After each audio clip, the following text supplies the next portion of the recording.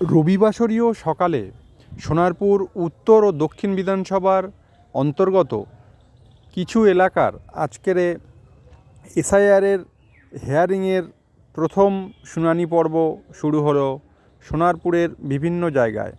আজকের আপনাদের সামনে যে ছবি দেখাচ্ছি, সোনারপুর বিডিও অফিস অর্থাৎ এই ব্লকে আপনারা দেখতে পাচ্ছেন যে এক ৮০ বছর থেকে আবাল বৃদ্ধ বনিতা মানে 18-র পর থেকে সমস্ত মানুষ যাদেরকে ঠিকঠাক ডকুমেন্ট পাওয়া যায়নি ইলেকশন কমিশন থেকে, তাদের আজকের হিয়ারিংয়ের ডেট করা হয়েছে এবং এখানেই তাদের নির্দিষ্ট কাগজ চেক করে দেখা হবে।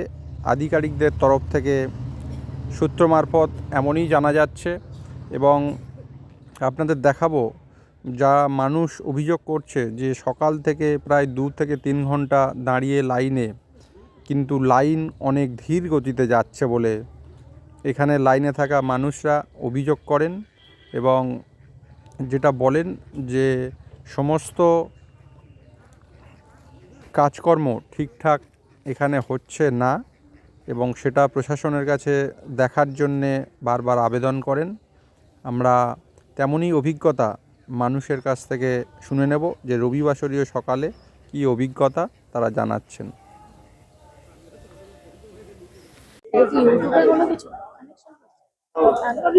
কি নাম আপনার? রমিনা মন্ডল। কি জন্য এখানে দাঁড়িয়ে আছেন? এই কাগজ নেব বলে। মানে এসআইআর এর হিয়ারিং এ? হ্যাঁ হ্যাঁ হ্যাঁ আগে কি ভোট দিতেন? হ্যাঁ, 2টো ভোটের কাগজ আছে, 2বার ভোট দিয়েছি। কখন এসছেন?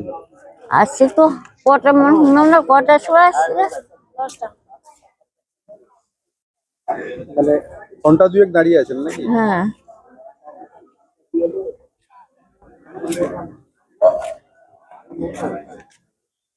আর কিছু বলবেন? কি বলবো বাবা, আমি আর কদিন বাঁচবো, কি বলবো। কত বয়স এখন আপনার? আসছে। এই বয়সেও এরকম মানে লাইনে দাঁড়াতে হচ্ছে? হ্যাঁ।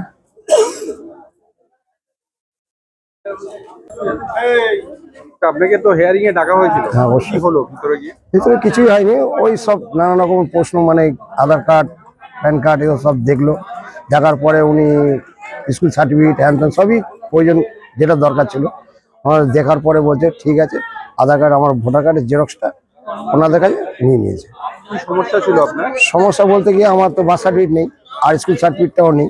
আমি ক্লাস 5 পর্যন্ত পড়ে স্কুল ছেড়ে যাওয়ার, তা দেওয়ার পরে আমি আপাতত, আমার মা তো অনেক ছোটবেলায় এখানে নিয়ে চলে এসেছিল মানে খুবই গরিব ছিলাম তখন, কলকাতায় আমাদের বাস করতাম, তো ওখান থেকে এখানে চলে এসেছি।